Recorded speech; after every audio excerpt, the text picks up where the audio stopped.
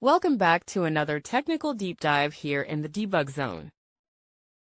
Today, we're tackling a big question and breaking it down with insights from other users. Hopefully, this clears up some misconceptions and helps you get the answer you need.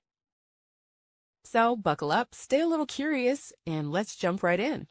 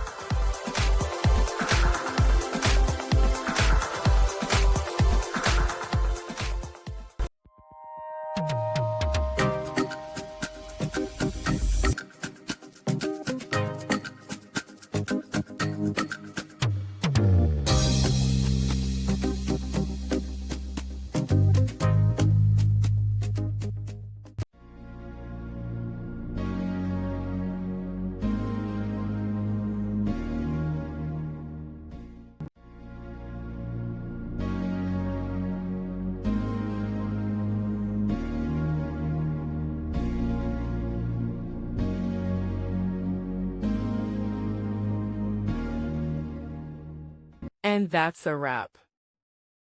I hope you found the answer you were looking for. If you did, take a second to hit that subscribe button. It really helps out.